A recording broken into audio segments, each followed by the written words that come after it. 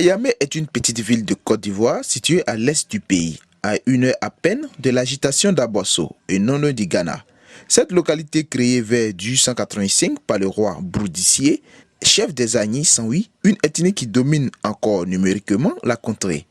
Ayamé est connu pour son lac artificiel de 197 km² réalisé en 1959 sur la rivière Bia, mais surtout pour les barrages hydroélectriques Ayamé 1 et Ayamé 2, construits sur le site du lac. Le premier barrage hydroélectrique, Ayamé 1, construit sur la rivière Bia, a été inauguré en 1959. De 1975 à 2010, Ayamé a subi un impressionnant mouvement démographique de 4 680 habitants est passé à 13 952 habitants. Et ce chiffre reste aujourd'hui indéterminé avec la crise politico-militaire qu'a connue le pays. Devenu chef-lieu de sous-préfecture du département d'Abosso et chef-lieu de commune, Ayamé s'est vu doté de plusieurs structures gouvernementales décentralisées. Ayant une population jeune, Ayamé tire son économie essentiellement des activités principales basées sur la pêche artisanale et le commerce, ainsi que des cultures pérennes. À cela s'ajoutent les petits métiers du secteur tertiaire occupés généralement par les autochtones. Au-delà de cette belle apparence, ce peuple paisible a connu par le passé de nombreuses crises internes, notamment le conflit qui a eu lieu en 1999 entre les pêcheurs autochtones et pêcheurs allogènes, appelés communément Bozo. Ce vieux contentieux avait même débouché sur des affrontements très violents et même meurtriers lors de la dernière année du régime de M. Henri Konan Bédié. Ces affrontements meurtriers avaient poussé les autorités de l'époque à évacuer les Bozos de la sous-préfecture à Port-Boué, d'où ils sont ensuite été rapatriés au Mali. Ce conflit qui semblait évanoui définitivement depuis 1999 s'est remis de ses cendres récemment en 2012 après l'élection de M. Alassane Dramane Ouattara à la présidence.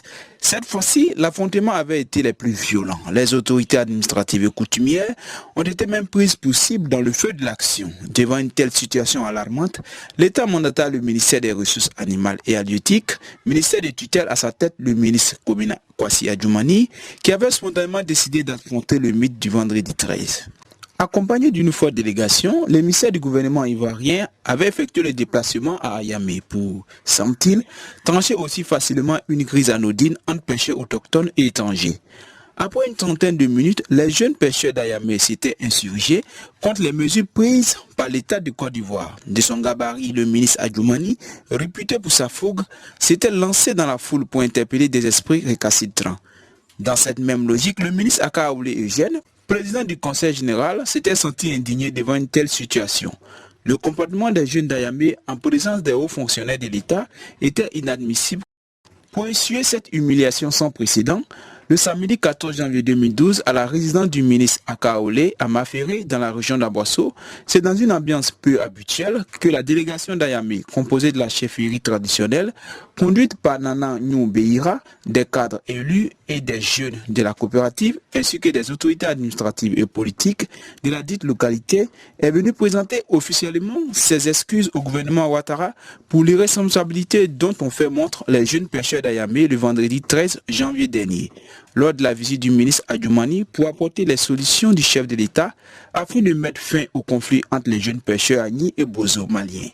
Le ministre des Ressources animales et halieutiques, Adjoumani Kwasi Komina, a dit accepter le repentir de toute la communauté du Dangui au nom de la tradition entre les Brons et les Agnis.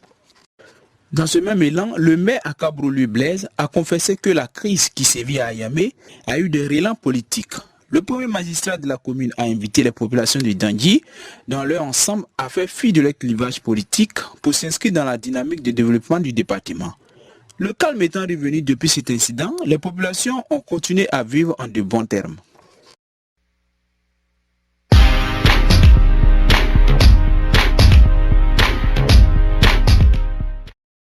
La ville d'Ayamé était rentrée dans une incroyable effervescence à l'ouverture des élections municipales en avril dernier. Dans toutes les localités, elles ont été houleuses, particulièrement à Ayamé. 4 candidats se sont disputés le fauteuil, notamment Mme Messou, épouse Kadio Nda Marguerite du PDCI RDA, le parti politique le plus imposant du pays. M. Ndachi Yenini Stanislas, du Rassemblement des Républicains, deuxième grand parti majoritaire, et ensuite M. Dia Kadio Albert et Bousson Angbaye Thomas, tous deux candidats indépendants qui font leur tout premier pas sur la scène politique. De tous ces candidats, le choix a été porté sur la modeste personne de M. Diakadiou Albert au soir du 21 avril 2013, avec 1011 voix sur 2266 pour un pourcentage de 45,79. Victoire dite écrasante pour la plupart des votants. Ainsi, après Kanga Dominique et Akabro Louis Blaise, Diakadiou Albert devient alors officiellement le troisième maire de la commune d'Ayamé. Mais je pense que nous avons été mis sur la base d'un programme de projet. Je pense que le minimum que nous devons faire, c'est d'exécuter ce programme. Nous pensons que la gestion d'une commune repose sur des éléments essentiels, des réalités économiques et puis des réalités sociales. C'est nous cherchons les moyens pour les mettre à disposition de la population. Donc, nous devons mener des actions à impact social, surtout pour que la population se sente dans les actions que nous allons mener. Pour rendre aujourd'hui ainsi hommage à cette valeureuse population qui a bien voulu lui accorder sa confiance, le nouveau maire a organisé ce samedi 5 octobre 2013 une cérémonie placée sous le parrainage du ministre Marcel Amontano, directeur de cabinet du président de la République.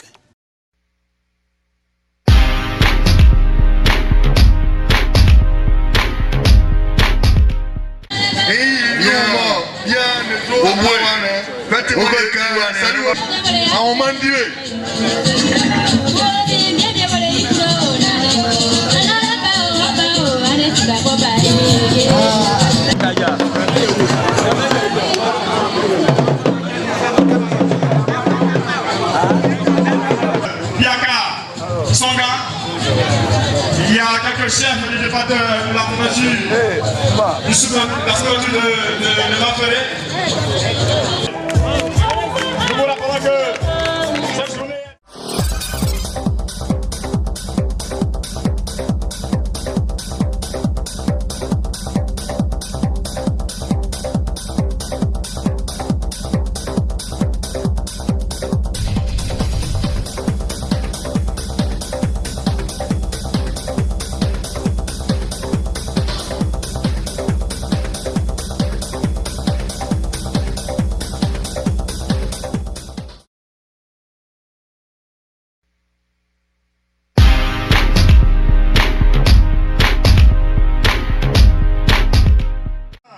Une figure emblématique du Tangi, l'honorable Amongo Lukensi, député d'Ayamé pendant 10 ans.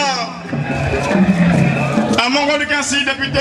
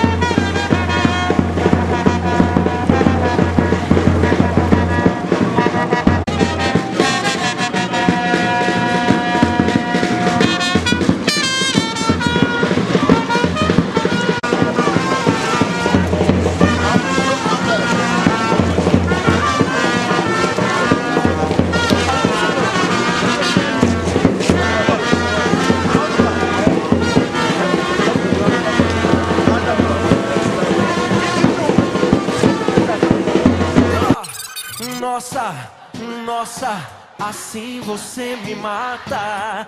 Ai, se eu te pego, ai, se eu te pego, ai, delícia, delícia, assim você me mata. Ai, se eu te pego, ai, se eu te pego, hein?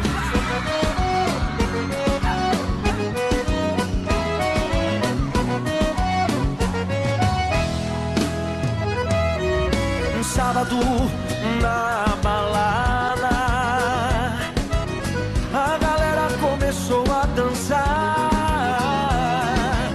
e passou a menina mais linda. Tomei coragem e comecei a falar. Como é que é, vai? Nossa, nossa, assim você me mata. se eu te pego, ai, ai, se eu te pego, delícia, delícia, assim você me mata. Ai, se eu te pego, ai, ai, se eu te pego, tema.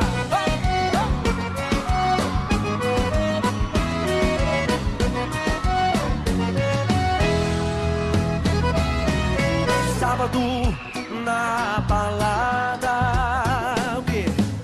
A galera começou a dançar e passou a menina mais linda.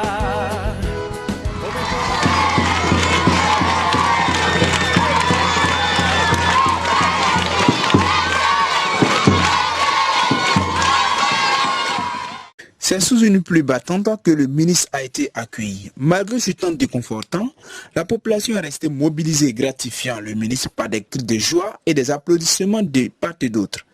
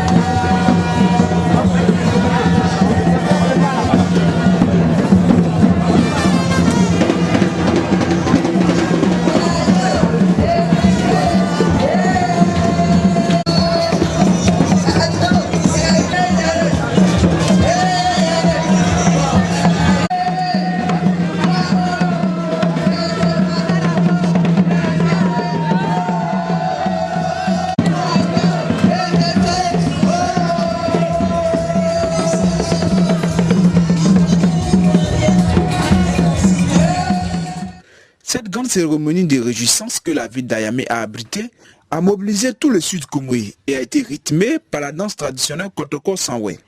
Célèbre groupe abondant du village d'Akrissi dont est originaire la mère du maire. Monsieur Boué Adon Adon, président du comité d'organisation, a ensuite ouvert le chapitre des allocutions.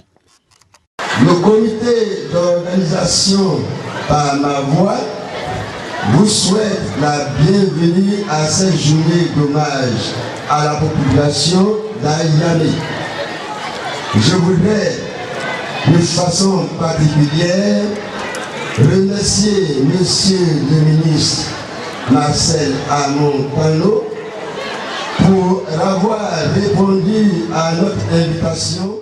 Secondé ensuite au pupitre par le député Tano Jérôme, appelé affectueusement député Choco, a remercié le ministre Amontano Marcel et sa délégation ainsi que les autorités administratives, politiques et coutumières qui ont effectué le déplacement, notamment le doyen Blewaka Georges, le chef canton d'Assouba, les différents chefs de village, Mamadou Kano, maire de la commune d'Abosso, le préfet de région, pour ne citer que cela. La liste n'est pas exhaustive.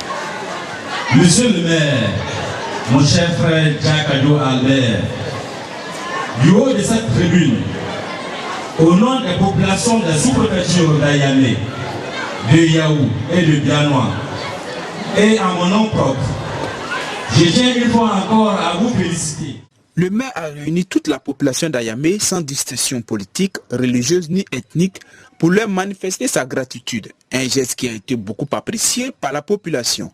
Il s'est dit heureux de se retrouver à la magistrature suprême de la commune d'Ayamé, localité qui a peu d'atouts, beaucoup de faiblesses mais très riche de ses ressources humaines, avec son équipe municipale forte de 29 personnes, dont des experts dans divers domaines. Chers parrains, aux membres invités, l'une des limites de notre région est l'absence des cadres dans le processus de développement de celle-ci. En effet, les cadres d'Ayamé, ils ne veulent pas de règlement, ils ne sont pas regroupés en association mutuelle. Dignes de ce nom pour nous permettre de créer un cadre idéal de solidarité et de collaboration pour penser le développement. Albert Diakadio promet de jouer sa partition dans l'édification d'une paix durable et la promotion d'un bien-être social. Pour cela, il dit avoir grand besoin des cadres qui, déplore-t-il, ne s'impliquent pas assez dans la vie de leur commune. Le maire apprenait surtout de l'union de tous les fils et filles d'Ayamé afin que le vivre ensemble soit une réalité caractéristique de la commune. Pour le développement, taisons nos différences et nos divergences politiques pour que, main dans la main, nous regardions dans la même direction parce que unis, tout sera possible. Slogan de campagne a-t-il fait savoir à ses administrés.